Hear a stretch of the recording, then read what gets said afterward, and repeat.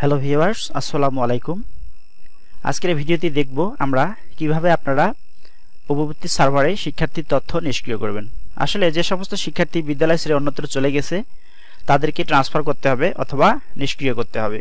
তো আমরা এখন দেখব কিভাবে আপনারা উপবৃত্তি সার্ভারে ঢুকে উপবৃত্তি পোর্টালে ঢুকে কিভাবে নিষ্ক্রিয় করবেন। তো এই জন্য আমরা প্রথমে একটি ক্রোম ব্রাউজার ওপেন করব। আচ্ছা, ওপেন করার পর আমরা অ্যাড্রেস বারে দেখুন, এই যে অ্যাড্রেস বারে আমরা pesb.finance.gov.bd লিখব। লেখার পর ইন্টার চাপ দেবো। ইন্টার চাপ দিলে এরকম একটা ইন্টারফেস শো করবে, লগইন ইন্টারফেস। এখানে লগইন ইনফরমেশনগুলো আমরা ব্যবহার করব। দেখুন, এই যে ইউজার নেম, পাসওয়ার্ড, ক্যাপচা, এই তিনটা তথ্য দেওয়ার পর আমরা লগইনে ক্লিক করব। আচ্ছা, লগইনে ক্লিক করার পর আমরা এরকম একটা ড্যাশবোর্ড দেখতে পাবো। আচ্ছা, ড্যাশবোর্ডের বাম পাশে দেখুন অনেকগুলো মেনু আছে। এই মেনু বার থেকে আমরা দেখুন বাম পাশে এই মেনু বার থেকে আমরা তৃতীয় যে অপশন আছে দেখুন বেনিফিশিয়ারি শিক্ষার্থী, এই বেনিফিশিয়ারি শিক্ষার্থী অপশনে আমরা ক্লিক করব। আচ্ছা, এখানে ক্লিক করার পর একটা সাব মেনু ওপেন হবে। এই সাব মেনু থেকে আমরা শিক্ষার্থী স্ট্যাটাস আপডেট, এখানে আমরা ক্লিক করব। আচ্ছা, এটাতে ক্লিক করার পর শিক্ষার্থীর তথ্যগুলো এখানে দেখাবে, সকল শিক্ষার্থী এখানে দেখাবে। তো এখান থেকে আমরা যেসব শিক্ষার্থীকে আমরা নিষ্ক্রিয় করব সেটা আমাদের খুঁজে আনতে হবে। এই জন্য এই যে উপরে শ্রেণী নির্বাচন করা আছে দেখুন, শ্রেণী নির্বাচন, এখানে শ্রেণী নির্বাচন করে দেবো। আমরা যে শ্রেণীর শিক্ষার্থী নিষ্ক্রিয় করব সেই শ্রেণীটা আমরা নির্বাচন করব।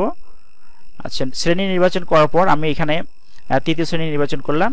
এরপর আপনারা খুঁজুন লেখাতে ক্লিক করবেন। এখানে খুঁজুন লেখাতে ক্লিক দিয়ে দেবেন। খুঁজুন লেখাতে ক্লিক দিলে কেবলমাত্র এখানে তৃতীয় শ্রেণীর শিক্ষার্থীগুলোই শো করবে। আচ্ছা, এরপর শিক্ষার্থীগুলো যখন এখানে আসবে আপনারা দেখবেন যে তৃতীয় শ্রেণীর শিক্ষার্থী থেকে আপনারা কোন শিক্ষার্থীকে আপনারা নিষ্ক্রিয় করবেন। প্রতিটা শিক্ষার্থীর নামের পাশে দেখুন ডান পাশে এর পেন্সিল আইকন আছে, প্রত্যেকটা শিক্ষার্থীর নামের পাশে পেন্সিল আইকন আছে। তো যে শিক্ষার্থীকে আমরা নিষ্ক্রিয় করব সেই শিক্ষার্থীর নামের পাশে পেন্সিল আইকনে আমরা ক্লিক করব। আমি রাইট বাটন ক্লিক করে নিউ ট্যাব নিলাম। আচ্ছা, নিউ ট্যাব নেওয়ার পর এই নিউ ট্যাবটি যখন ওপেন হবে তখন আমি এটাতে ক্লিক দিলাম। আপনারা নিউ ট্যাব নিতে পারেন অথবা সরাসরি কাজ করতে পারেন। তো এখন এখানে শিক্ষার্থীর তথ্য শো করতেছে।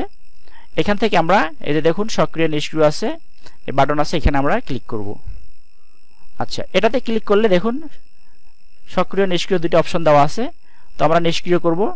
আচ্ছা, এরপর নিচে একটি অপশন আছে দেখুন কারণ নির্বাচন, এখানে কারণ নির্বাচন আছে। আমরা কারণ নির্বাচন যে আইকন আছে ডান পাশে এখানে আমরা ক্লিক করব। আচ্ছা, ক্লিক করার পর এখানে দেখুন অনেকগুলো অপশন আছে। প্রথম অপশন ডুপ্লিকেট, মৃত্যু, তারপর অন্যত্র বদলি, তারপর আরো কয়েকটা অপশন আছে। তো এখান থেকে আমরা কর্মক্ষেত্রের বাইরে বদলি এই অপশনটা আমরা নির্বাচন করব। আচ্ছা, এরপর আমরা দেখুন ডান পাশে দেখুন আপডেট লেখা আছে, আমরা আপডেট লেখাতে ক্লিক করব। তার আগে আরেকটা কাজ করতে পারেন আপনারা, এখানে কিছু মন্তব্য লেখা যাবে। দেখুন এই যে আমি দেখাচ্ছি, এখানে আপনারা শিক্ষার্থী কেন নিষ্ক্রিয় করতেছেন কিছু লিখে দিতে পারেন, মন্তব্য আকারে এখানে লেখা যাবে। তো যদি মন্তব্য না লেখেন তাহলে সরাসরি আপনারা এখানে দেখুন এই যে আপডেট লেখা আছে, এই আপডেট লেখাতে ক্লিক করে দিবেন। আচ্ছা, আপডেট লেখাতে ক্লিক করার পর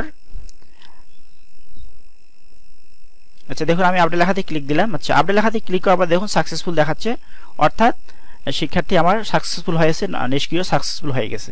তো এভাবে আমরা শিক্ষার্থীর তথ্য আমরা নিষ্ক্রিয় করতে পারবো।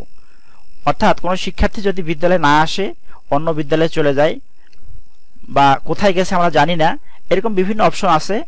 সেক্ষেত্রে আমরা এভাবে বিদ্যালয়ে না আসা শিক্ষার্থীগুলোকে আমরা সক্রিয় থেকে নিষ্ক্রিয় করতে পারবো। তাহলে তারা আর উপবৃত্তির টাকা পাবে না। তবে যখন তারা বিদ্যালয়ে আবার যদি ফিরে আসে তাহলে আমরা সেই নিষ্ক্রিয় শিক্ষার্থীকে আমরা আবার সক্রিয় করে নিতে পারবো। এই জন্য অবশ্যই উপজেলা শিক্ষা অফিসের অনুমোদন লাগবে। তো ভিডিওটি যদি ভালো লাগে অবশ্যই লাইক করবেন। সবাইকে ধন্যবাদ।